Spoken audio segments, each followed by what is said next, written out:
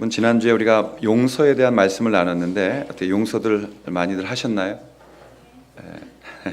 용서가 쉽지는 않습니다. 용서가 쉽지는 않아요. 어느 외국 사람들이 다 함께 타게 된 이 국제 이 비행기 안에 있었는데, 비행기가 날아가다가 기내에 이상이 생겨서 추락하게 되었답니다.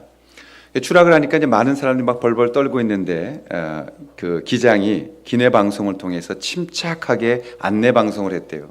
여러분, 참 안타깝게도 우리 비행기가 추락하고 있습니다. 그러나 정말 다행인 것은 이 중에 3명만 뛰어내려 주시면 모두 살 수 있습니다. 3명만 좀 헌신해 다시죠. 이런 안내 방송을 했대요.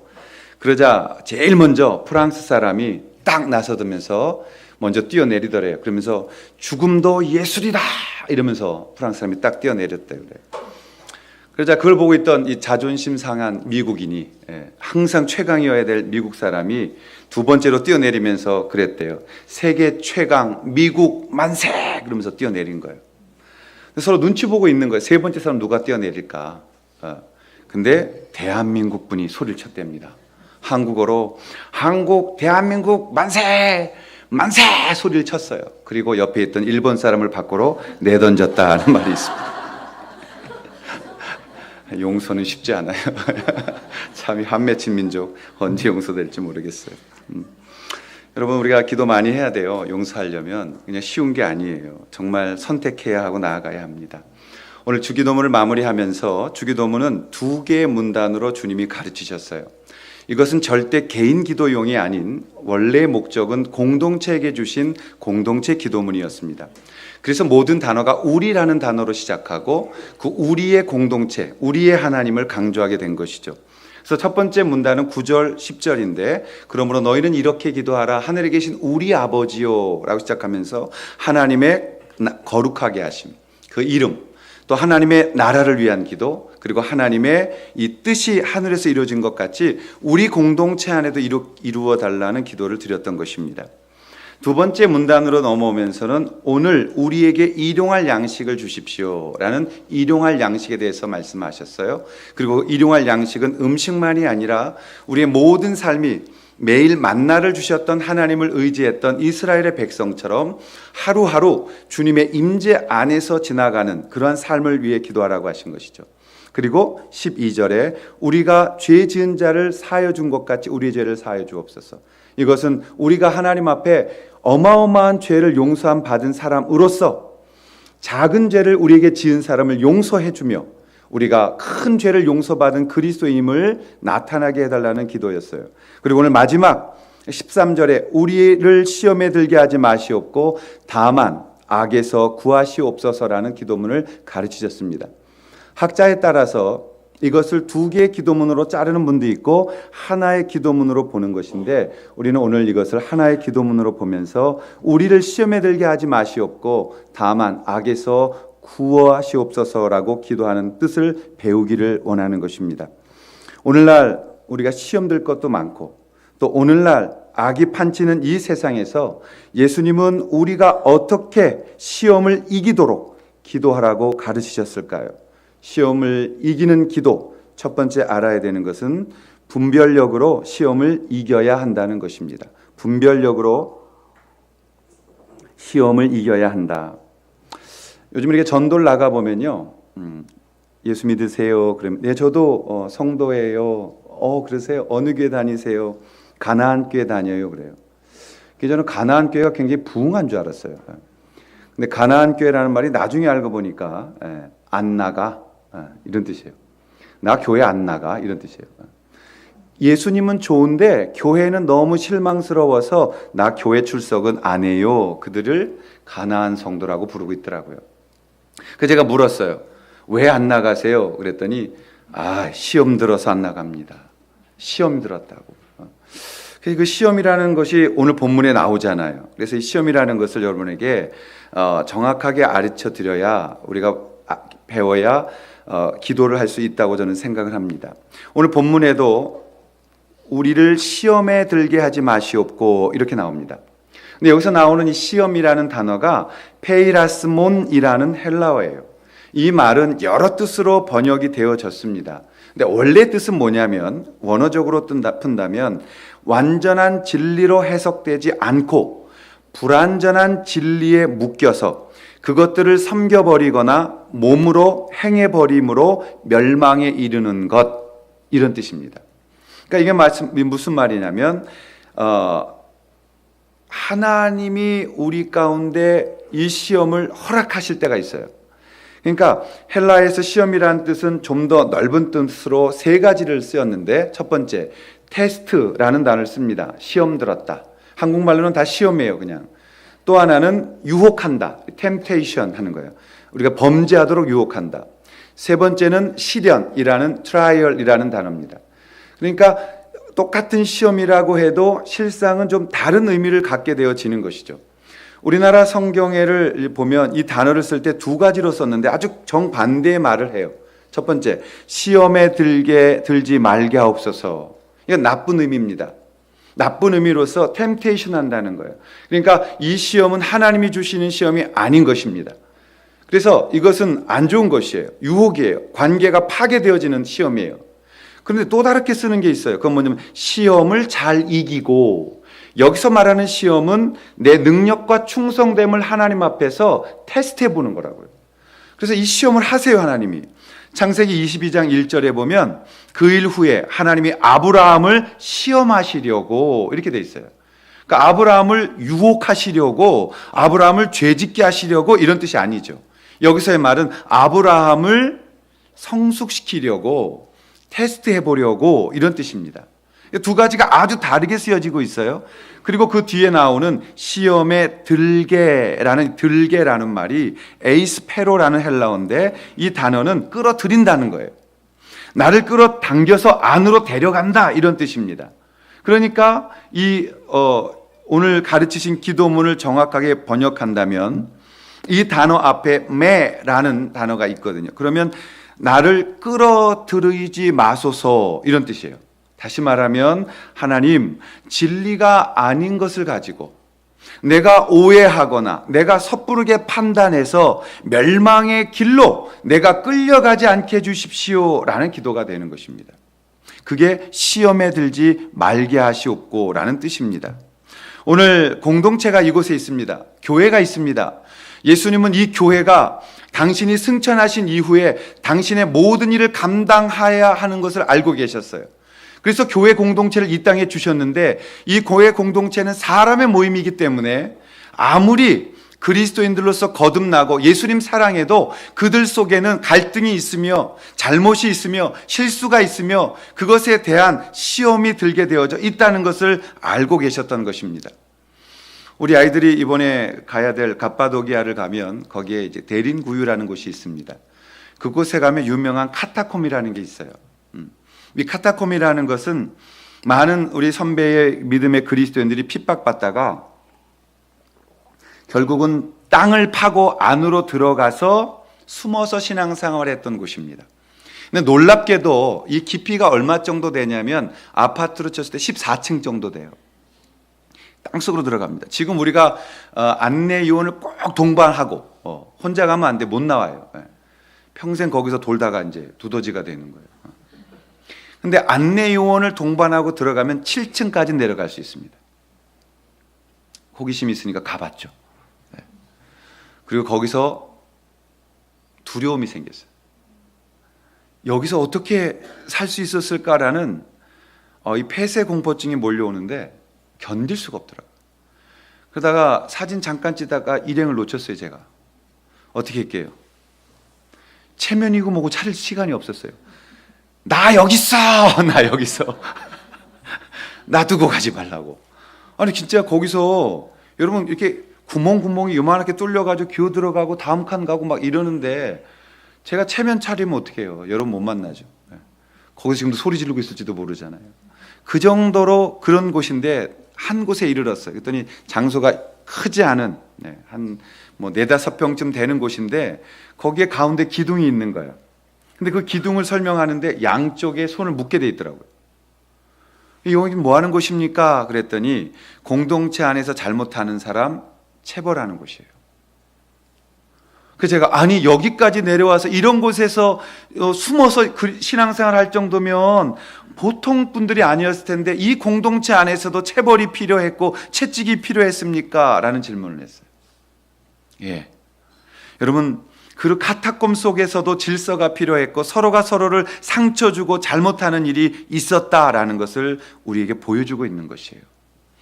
여러분 교회 공동체는 주님 오시는 날까지 서로가 어쩔 수 없는 아픔을 주기도 하고 실수하기도 하고 그리고 용서받아야 될 일이 생긴다라는 것입니다. 우리 교회 다니다 보면 시험 들 수 있어요. 교회 다니다 보면 어쩔 수 없이 상처 주고받는 일들이 우리 안에 일어날 수밖에 없다라는 것을 주님은 아셨습니다. 그러므로 너희는 이렇게 기도해야 돼. 너희가 진리가 아닌 것으로 마치 진리인 것처럼 착각해서 그것이 우리를 끌어당겨 내려가서 우리를 멸망의 길로 들어가지 않도록 관계가 파괴되어지지 않도록 너희는 이렇게 기도하라. 어떻게 해요? 우리를 시험에 들게 하지 마시옵고 하나님 우리를 그 시험 속에 그 유혹 속에 빠져들어가지 않도록 지켜주시옵소서라고 기도하라고 말씀하셨다는 것입니다. 사랑하시는 여러분, 우리가 오해일 수 있는 것 우리가 스스로 생각하고 시험 들 때 많이 있어요. 내 생각하고 다르지 않다고 해서 내가 진리인 것처럼 생각하고 시험 들 수도 있어요. 그러나 이 모든 것들을 이길 수 있는 길은 무엇이었습니까? 바로 용서라는 것이었고 그 용서가 우리 가운데 있을 때 용납이 있을 때 교회는 새롭게 시작할 수 있는 힘을 얻을 수 있었다라는 것입니다. 그러므로 너희는 서로 자백하라. 너희는 서로 인정하라. 나의 잘못을 고백하면 주님이 나를 용서해 주신 것처럼 너희는 서로 용서하며 아름다운 공동체, 강력한 공동체, 연약하였지만 함께함으로써 주님 닮아가는 공동체를 이 땅에서 만들어갈 수 있다라고 우리 주님은 가르쳐 주신 것입니다. 여러분 그러면서 우리가 오늘 본문 말씀처럼 다른 사람이 너희에게 실수하거든 너는 그것을 어떻게 해요? 템테이션으로 받지 말아라. 시험 받지 말아라. 그리고 오히려 그것을 시험으로 인정하라. 어떻게 해요? 테스트로 여기라. 사랑하신 여러분, 우리 가운데 어떤 한 사람이 잘못하면 처음에 오는 거는 유혹이에요. 처음엔 우리를 무너뜨리려는 유혹이 와요. 그런데 그 유혹을 하나님 내가 이것 유혹으로 받지 않고 오늘 주님이 나를 성숙시키려는 시험, 테스트로 받겠습니다라고 선택하는 순간 그분의 신앙이 성숙해져 가며 평안이 깨지지 않으며 관계가 깨지지 않으며 승리하게 되어진다는 것을 오늘 주님이 이 기도를 통해서 가르치고 계시다는 것입니다. 우리는 적극적으로 그것을 테스트로 받으라는 거예요. 내가 건강해지고 내가 성령 충만해지면 그렇게 할 수 있다는 것입니다. 주님이 산상수훈 마태복음 5장에서 우리 가운데 가르치신 것이 뭐예요? 너희는 소금과 빛이다라고 가르치셨어요. 너희는 이렇게 기도하라고 말씀하시면서 주님이 우리의 존재가 성장해야 된다. 우리가 성숙해야 된다고 말씀하고 있었던 것입니다. 그렇게 된다면 우리는 내가 정말 시험들 만한 유혹받고 죄 가운데 빠질 만한 상황 속에서도 하나님 부여잡고 주님이 주시는 성숙의 기회로 알아 기도하게 된다면 오히려 그 유혹, 그 시험은 우리가 성숙해지는 테스트로 될 수 있다고 주님이 우리에게 말씀하고 있는 것입니다. 우리에게 이 선택의 상황이 올 때 사랑하신 여러분 그것을 어떻게 받느냐는 것을 우리가 기억할 필요가 있는 것입니다. 그냥 템테이션으로 받아서 유혹에 끌려가서 내가 손해보고 내가 절망 가운데 있을 것이냐 아니면 하나님이 나에게 주신 비전을 따라 이것을 테스트로 알고 주님 앞에 이 시험을 통과하여 성숙한 자로 성숙한 믿음으로 내가 이 기회를 삼을 것이냐는 우리의 선택에 있다고 우리의 기도에 있다고 우리에게 주님은 말씀하고 있는 것이에요. 사랑하신 여러분 우리에게 유혹이 올 거예요. 우리에게 시험 들게 말한다라는 그 어려움이 올 거예요. 그러나 그때 우리는 이것을 위해 기도하면서 하나님 그렇습니다. 우리가 이것을 테스트로 알아 기회로 알아 하나님 앞에 엎드려 무릎 꿇어 기도하고 이 정도의 시험은 이제 패스하고 내가 더 아름다운 지혜의 사람으로 주님께 나아가 주님께 문을 열어드리고 주님과 동행하는 은혜의 삶을 살기를 원합니다라고 고백할 때 우리는 오히려 이 시험에 들지 아니하며 오히려 승리할 수 있다라고 주께서 말씀하고 있는 것입니다. 여러분들이 공동체 안에서 또는 세상 살면서 여러 우리에게 닥쳐오는 시험이 올 때, 템테이션이 올 때 이 말씀 붙들고 이 기도를 붙들고 기도하심으로 이기시고 승리하실 수 있기를 주님의 이름으로 축원합니다. 그렇다면 한 걸음 더 나아가서 예수님은 우리가 시험에 들지 않도록 기도하라고 하시고 그 다음에 악에서 구해달라는 기도를 하라고 하셨는데 그 뜻은 무엇이며 어떻게 해야 악을 이길 수 있을까요? 두 번째로 그것은 분별력으로 악을 이겨야 한다는 것입니다. 여러분, 악은 분별력을 가지면 이길 수 있는 것이에요. 정확하게 알아야 되는 것이에요. 13절의 말씀을 다시 보시면 다만 악에서 구하시옵소서라고 기도하라고 말씀하셨습니다. 여기서 악이라는 우리 한국의 번역은 영어로 보면 악한 자라는 인칭 대명사로 씁니다. 그러니까 악에서 구원하시옵소서, 구하시옵소서 하는 것은 악한 자, 즉 마귀 또는 사탄이라고 불리우는 자로부터의 구원을 말하는 것입니다. 마귀라는 말은 합성어입니다. 디아볼로스라는 거예요. 제가 여러 차례 이걸 강조했어요. 사탄의 정체는 디아볼로스, 디아, 우리 사이에 끼어들어서 두 개를 쪼개놓는 것입니다. 그래서 관계를 파괴하는 것을 마귀라고 하는 것이고 악한 자로 번역되어져 있는 것입니다. 여러분, 우리가 악한 자에게서 구하여 주시옵소서, 악한 자에게 끌려가지 않도록, 악한 자의 괴계로부터, 중상모략으로부터, 하나님을 적대하게 만드는 것으로부터, 파괴하려는 자로부터, 반대자로부터 나를 건져 주시옵소서라고 기도하라고 말씀하신 거예요. 제가 오래전에 교제하고 있던 선교사님이 계셨는데 이 선교사님이 아주 용기 있게 하나의 고백을 하셨어요. 이분이 동남아시아 쪽에서 청년들 사역을 하고 학교 사역을 하고 계셨는데 정말 사랑했어요, 그들을. 그래서 그 인도네시아 청년들을 데리고 한국에 온 거예요. 한국에 와서 좋은 걸 보여주고 싶었고 한국 교회의 이런 모습들을 보여주면서 이 아이들에게 도전하고 싶었고 좋은 음식을 같이 나누고 싶었던 거예요. 그래서 선교비가 모자랐음에도 불구하고 개인 돈을 다 들여서 티켓팅하고 아이들을 데리고 한국 땅에 너무 보여주고 싶어서 온 거예요. 그래서 자기가 아는 교회를 다니면서 간증하게 하고 거기서 주님의 은혜를 높이고 이런 일들을 하고 다녔어요. 그리고 이제 부산을 가기 위해서 기차를 탔답니다. 이 기차를 타고 가는데 좀 경비가 너무 빡빡하고 부족해서 이 선교사님이 배가 굉장히 고팠어요. 근데 여러분, 기차 타면 꼭 우리가 이렇게 손이 가는 거 하나 있잖아요. 계란, 맥반석 계란과 사이다 먹어야 기차 탄 거잖아요. 이런 문화가 참 없어지고 있는 게 안타깝지만 그거 먹으려고 기차 타는 분도 있다는 소리를 들었으니까 이거는 아주 기차를 타는 아주 그냥 백미죠. 근데 선교사님이 그 지나가니까 너무 먹고 싶었던 거예요, 그게. 근데 이게 돈이 없어요, 돈이. 이거를 사서 다 나누기에는 경비가 너무 부족하니까 너무 막 망설이다가 못 먹고 이 아저씨가 지나간 거예요. 그리고 있는데 다 저 앞칸에 티켓을 빨리 끊느냐고 떨어져 앉을 수밖에 없었는데 앞칸에 있는 자기가 데려온 그 형제가 갑자기 딱 그 아저씨를 세우더래요. 그러더니만 계란을 겁도 없이 딱 두 줄을 얹고 사이다를 딱 얹는 거예요. 그리고 좀 있다 보니까 돈을 딱 지불하더니 고개를 딱 파묻고 혼자 막 먹는 거예요, 이거를. 여러분, 우리 선교사님과 목사들은 절대 큰일로 삐지지 않습니다. 이런 계란 이런 걸로 삐지는 거예요. 이 계란에 시험이 들었어요. 그때부터 속에서 화가 얼마나 치밀어 올라오고 나는 자기를 위해서 비행기를 끊고 숙소를 잡고 어떻게든지 하나를 더 먹이려고 하는 이 아비의 마음으로 섬기고 있는데, 아니 저 친구는, 저 녀석은 계란을 혼자 사서 그것도 돌아보지도 않고 저렇게 혼자 다 먹어버리고 여기에 시험이 든 거예요. 너무 속상하고 그때부터 잘해줄 필요 없어.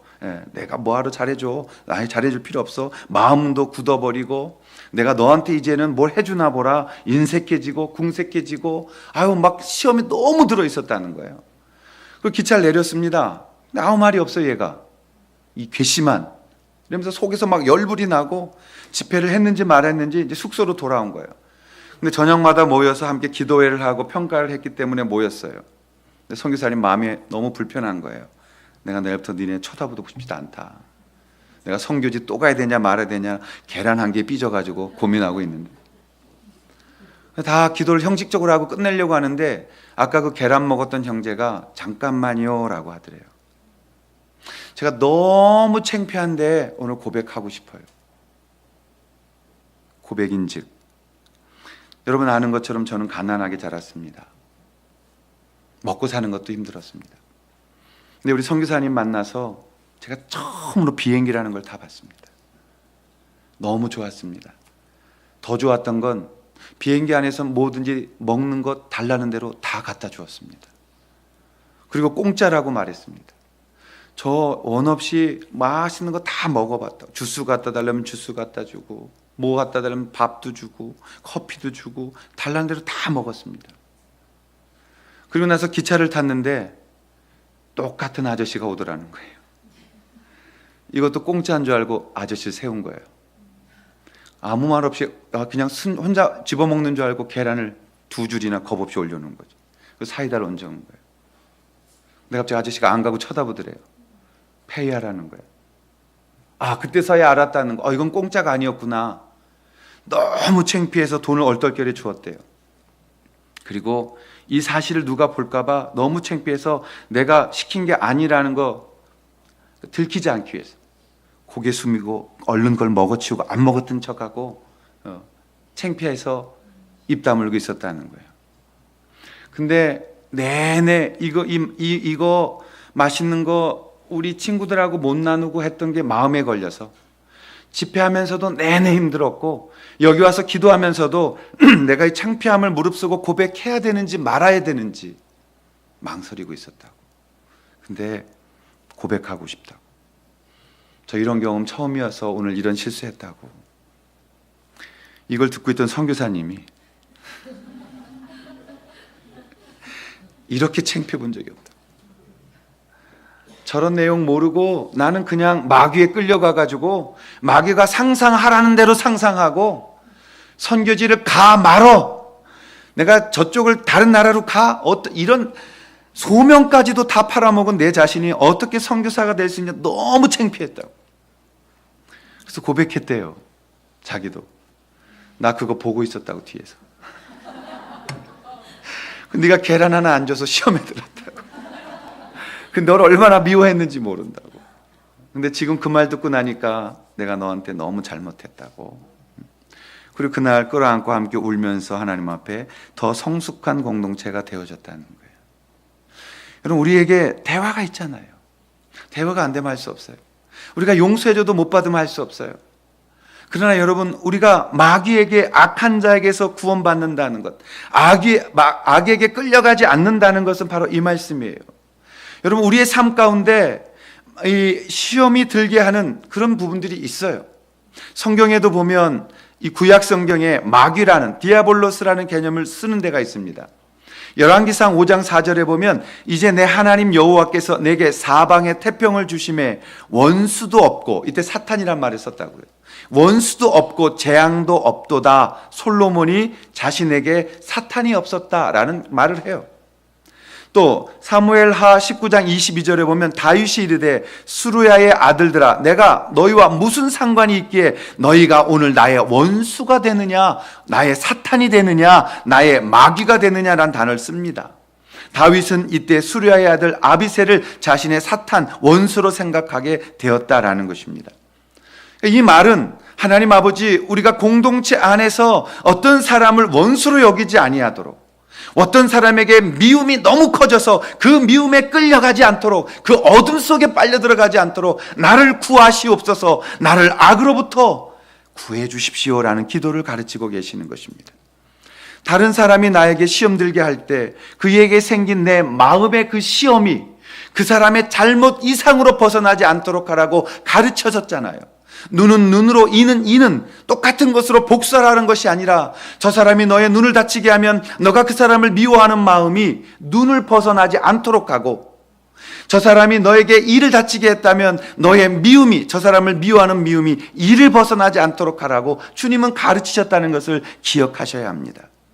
우리가 하나님 앞에서 마귀에게 무분별하게 끌려가며 분별력 없이 끌려가는 것이 문제예요.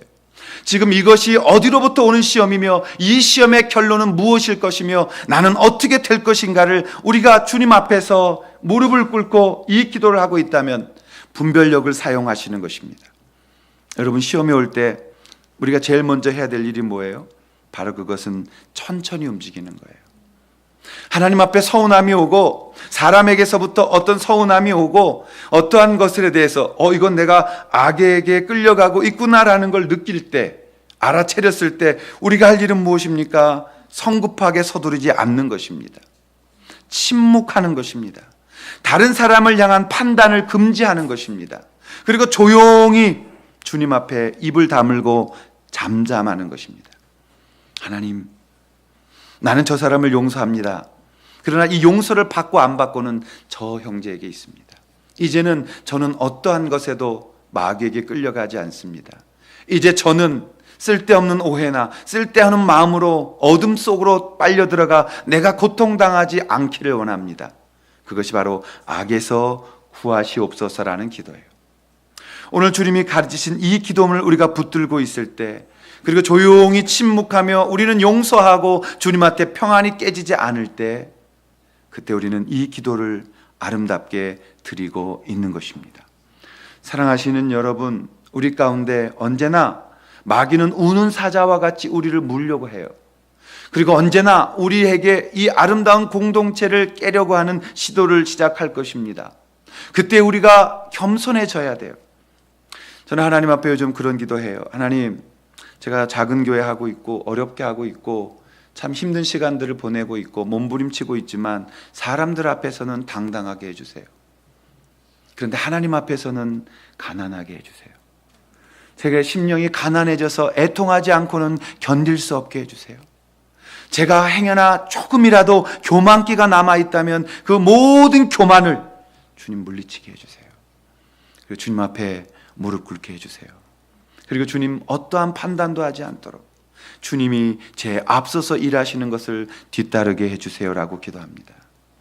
여러분, 우리가 공동체 안에서 교만해질 수 있어요.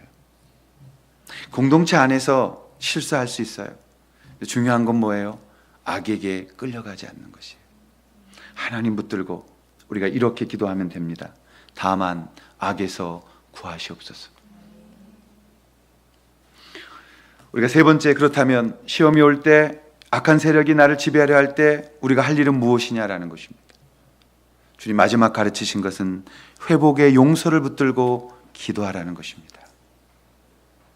용서, 그것만이 우리로 하여금 시험에 들지 않게 하며, 용서, 그것만이 우리를 새롭게 하며, 용서, 그것만이 주님의 뜻을 이루어 가는 것입니다. 사랑하신 여러분, 방법은 없습니다. 우리는 기도해야 되는 것입니다. 어떤 기도를 하라고요? 하나님 아버지 앞에서 겸손하며 주님을 의뢰하며 주님께서 우리의 모든 것들을 주관해 주시는 이 회복의 용서를 붙들고 기도하라는 것입니다. 마태복음 26장 41절에 주님이 제자들을 보면서 이렇게 말씀하셨어요. 시험에 들지 않게 깨어 기도하라. 마음에는 원이로되 육신이 약하도다 하시고. 여러분, 우리가 시험에 들지 않고 깨어있기 위해서는 해야 될 것이 하나 있습니다. 바로 기도하는 것입니다. 여러분, 기도는 주님 앞에 드려지는 어떤 종교적인 형식이 아니에요. 기도는 내가 원하는 것들을 다 내려놓고 떠나버리는 그런 것이 아니에요. 우리 주님이 이용당하시면 얼마나 기분 나쁘시겠어요. 우린 주님을 사랑하지 않아요. 예수님 사랑하지 않아요. 예수님이 가지고 있는 것을 노릴 뿐이에요. 얼마나 서운하시겠어요. 한 사람이 나를 사랑하는데 나를 사랑하는 게 아니라 내가 가진 것을 사랑할 때 얼마나 헛된 것을 느끼겠어요. 교회도 마찬가지거든요. 저도 초대형 교회에서 어떻게 있을 때 사람들이 제가 하고 있는 일 때문에 저한테 잘했어요. 근데 그때 참 기분이 안 좋았어요. 왜냐하면 저분들은 나를 좋아하는 게 아니라 내가 가지고 있는 위치에서 나오는 것들을 좋아하고 있으니까. 여러분, 그때 얼마나 비참해요. 정말 사람이 서로 사랑하는 게 아니라 그 사람의 가진 것 때문에 관계하고 있다면, 오늘 우리가 이걸 주님 앞에서 이렇게 기도했으면 좋겠어요. 주님, 한 영혼을 정말 천하보다 귀하게 여길 수 있는 눈을 달라고. 내가 하나님 앞에서 한 영혼을 사랑하고 한 영혼을 아끼고 한 영혼을 위해 기도할 수 있는 예수님의 마음 갖게 해달라고. 그렇게 되면 내 성격의 단점이 움직이려고 할 때 강력하게 그 단점을 묻고 주님의 마음으로 기도할 수 있게 되어지는 것입니다. 여러분, 언제나 처음에 기도하면 머리로 기도하게 돼요. 근데 조금 더 깊이 들어가면 가슴으로 기도하게 돼요. 그리고 좀 더 들어가면 성령의 기도 제목을 붙들고 기도하게 돼요.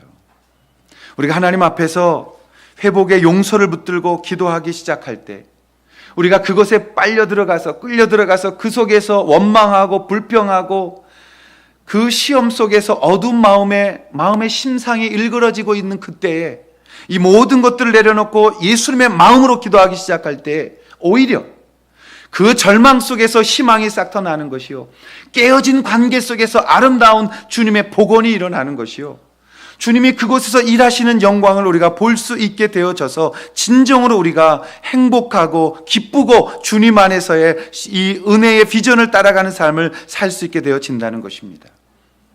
그러므로 여러분, 우리가 어디로 가야 합니까? 주님을 기억하고 십자가 앞으로 나아가셔야 돼요. 그 십자가 앞에 섰을 때 어느 누구도 나는 잘했습니다라고 말할 수 없고, 그 십자가 앞에 섰을 때 어떤 사람도 용서받지 못할 사람이 없고, 그 십자가 앞에 섰을 때 우리는 결국 그 은혜 가운데서 나를 바라보며 그 은혜 속에서 다른 사람을 쳐다볼 수 있는 믿음을 얻게 되어지는 것입니다. 여러분, 이 땅 살아가면서 우리는 아파하고 상처받고 상처 주는 삶을 살아갈 수밖에 없습니다. 그렇기 때문에 오늘날 주님이 가르치신 이 기도문은 우리의 삶 가운데 철저하게 고백되어지는 기도가 되어져야 하고, 은혜 아래 머물 수 있도록 은혜 주시는 주님 앞에서의 기도 제목이 되어져야 되는 것이에요.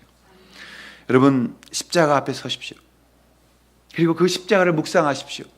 나를 사랑하셨던 예수 그리스도, 온 인류를 위해 죽으셨을 뿐만이 아니라 나 한 사람의 영혼을 구원하게 오셨던 그 예수 그리스도, 그분은 언제 우리를 구원하셨습니까? 로마서 5장 6절과 로마서 5장 8절과 로마서 5장 10절에 보면 우리가 연약할 때, 우리가 죄인이었을 때, 우리가 원수 되었을 때 나를 위하여 죽으셨던 그 은혜가 오늘 이곳에 나를 있게 했던 것 아니겠어요? 그 은혜가 있는 사람들, 그 은혜를 아는 사람들, 그 은혜를 누릴 줄 아는 사람들, 그들이 의무적인 기도가 아닌 이 구절 하나하나 따라 기도하면서 하나님의 마음과 공동체를 향한 주님의 마음을 알게 되어지는 것입니다. 사랑하시는 여러분, 우리 주님을 사모하는 무릎을 꿇을 수 있는 사람들, 그들이 있는 곳이 바로 주님이 기대하시는 천국의 모형이 될 것입니다. 주님은 이 기도를 마치게 하시고 다시 14절 15절을 이렇게 가르치셨어요. 너희가 사람의 잘못을 용서하면 너희 하늘 아버지께서도 너희 잘못을 용서하시려니와 너희가 사람의 잘못을 용서하지 아니하면 너희 아버지께서도 너희의 잘못을 용서하지 아니하실 것이다. 용서, 그것은 사람을 살리는 것입니다. 용서, 그것은 공동체를 살리는 것입니다. 용서, 그것은 죽은 자도 살려내시는 하나님의 은혜인 것입니다. 여러분이 이 용서 앞에서 이 기도를 하시고 은혜 아래 거하시면서 우리 공동체가 정말 하나님의 은혜 속에 붙들려가는, 그래서 그 비전을 이루어가는 건강한 교회, 건강한 삶, 건강한 가정들이 되어져 가시기를 주님의 이름으로 축원합니다. 소유와 행복의 관계에 대해서 미국 갤럽 조사가 있는 것을 보았습니다. 얼마나 소유에 행복한가? 18개의 선진국들을 대상으로 해서 국민들의 이 행복도를 조사했답니다. 미국 갤럽 조사위원회에서, 연구소가. 근데 놀랍게도 최강대국인 미국도 아니고 유럽의 문화가 발달한 유럽의 선진국들도 아니고 가장 행복한 마음으로 아름답게 살고 있었던 사람들은 아이슬란드 국가였대요. 근데 아이슬란드 국가가 1위를 차지했는데 큰 차이가 나는 거예요. 근데 여러분, 아이슬란드는 우리가 아는 것처럼 추운 북대서양에 고립되어 있는 나라예요. 인구도 33만이 조금 넘어요. 크게 유명한 것도 없어요. 거기서 사람들은 무서운 바다와 싸워야 하고, 또 겨울에는 밤이 19시간, 20시간이나 되는 이러한 좋지 않은 기후 조건 가운데서 물고기 잡으며 살아가는 작은 나라가 왜 이렇게 행복할 수 있었느냐? 아이슬란드 대학교의 사회학자였던 소브린느라는 교수가 물었대요. 그랬더니 그 소브린느 교수가 이렇게 대답을 했답니다. 행복의 비결은 생활의 안락함이 아니라 오히려 불편함에 있다고 믿고 있기 때문입니다. 불편함 속에서도 아이슬란드인들은 자신들이 가진 환경을 즐길 줄 아는 것입니다. 지금 지구촌은 생활의 편안함을 위해 많은 온실가스와 공해를 배출하면서 자연을 학대하며 변화시키고 있습니다. 선진국일수록 이러한 자연 파괴는 심해지고 있습니다. 그러나 행복은 빠르고 편안함에서 오지 않습니다. 진정한 행복은 자연을 존중하며 그 속에서 이웃과 하나가 될 때 우리에게 다가올 것입니다. 저는 이 말이 참 의미가 있는 것이라고 생각해요. 사랑하신 성도 여러분, 우리는 언제나 상황 바꿔달라는 기도밖에 못해요. 하나님 이거 바꿔주세요. 하나님 이렇게 해주세요. 넓은 평수 주세요. 큰 차 주세요. 잘 먹고 잘 살게 해주세요. 고난 없게 해주세요. 불편 없게 해주세요. 근데 여전히 우리는 행복에 굶주려 있어요. 우리의 삶은 더욱더 발달해 가고 있고 더욱더 편리해져 가고 있다고 말하고 더욱더 문화가 크게 성장하고 발전하고 있다고 말하는데 왜 자살 인구는 늘어갈까요? 왜 우리는 더욱더 공허해져 갈까요? 왜 우리는 만날수록 더욱더 속에 빈 가슴을 갖고 살아가게 될까요?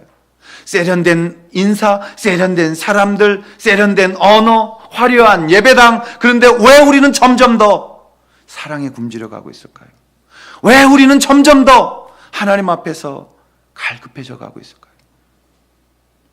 왜냐하면 우리는 언제나 상황을 행복의 조건으로 걸기 때문이에요. 제가 하나님 앞에 정말 감사한 게 있습니다. 오늘 사과를 안 올려놨네. 제가 그저께 사과를 받아왔어요. 기흥지구촌 우리 동역교회에서 50개 사과를 받았는데 이게 뭐예요? 그랬더니 성탄절날 올 한 해를 잘 묵었던 것들을 서로 사과하고 사과를 나누면서 한 해를 잘 보내자 그래서 사과를 이렇게 해서 비닐봉다리 넣어가지고 사과를 주는 거예요. 그래서 한 해를 잘 사과하고 마무리하면서 내년을 잘하자. 근데 참 하나님께 이벤트가 참 힘들어요. 저는 그런 게. 그래서 그냥 안 주셔도 되는데 하는데 또 우리 안용 목사님 저를 너무너무 사랑하시잖아요. 그래서 조목사 교회도 50개 준비했으니까 가져가. 제가 사과를 받아다 놨거든요. 근데 제가 두려운 거는 사과 드리고 한 해에 묵었던 사과할 사람들 사과하세요. 이러면 여기가 이렇게 여기 갖다 사사일까봐 두려워서 지금 못 드리고 있는 거예요. 여러분 이따 끝나고 드리겠습니다. 사과할 것 많으신 분들은 주변에 사과하시고 한 해를 아름답게 이제는 주님 걸 선택하는 은혜를 누려가시기를 바랍니다. 우리가 여러분 진정한 행복은 내가 그 상황을 뚫고 나가는 승리에 있는 것이지 편안한 상황 속에서 안주하며 시들어가는 것은 아니라고 생각해요. 올 한 해 애쓰셨고 수고하셨고 힘쓰신 것 감사드리고 하나님이 우리를 이런 좋은 곳에 오셔서 와서 예배하게 하신 인도하심에 감사하고 또 귀한 분들이 함께 가족되어 더 좋은 공동체로 만들게 하신 은혜 주신 것 감사하고 무엇 돌아보면 주님의 은혜요 감사라는 마음을 붙들고 올 한 해 마무리하면서 또 내년에 주실 그 은혜와 감사를 기억하고 늘 이 기도문을 붙들고 기도하며 승리하시는 우리 사랑하시는 복된 모든 믿음의 가족들이 되시기를 주님의 이름으로 축원합니다. 그러므로 기도해야 됩니다. 제가 그러므로 이렇게 기도하라 그러면 여러분들이 하늘에 계신 하고 기도하는 것이에요. 자, 그러므로 너희는 이렇게 기도하라. 하늘에 계신 우리 아버지여 이름이 거룩히 여김을 받으시오며 나라가 임하시오며 뜻이 하늘에서 이루어진 것 같이 땅에서도 이루어지이다. 오늘날 우리에게 일용할 양식을 주시옵고 우리가 우리에게 죄 지은 자를 사하여 준 것 같이 우리 죄를 사하여 주시옵고 우리를 시험에 들게 하지 마시옵고 다만 악에서 구하시옵소서. 나라와 권세와 영광이 아버지께 영원히 있사옵나이다. 아멘. 하나님 아버지, 우리가 결단하고 기도한 모든 기도 제목에 응답하여 주셔서 이기는 자 되게 허락하여 주시옵소서.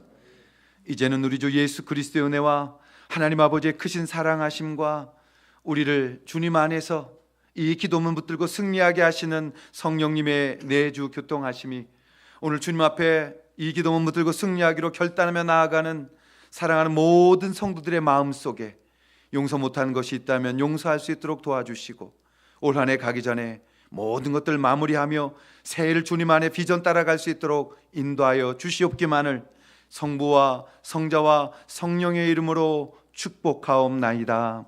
아멘.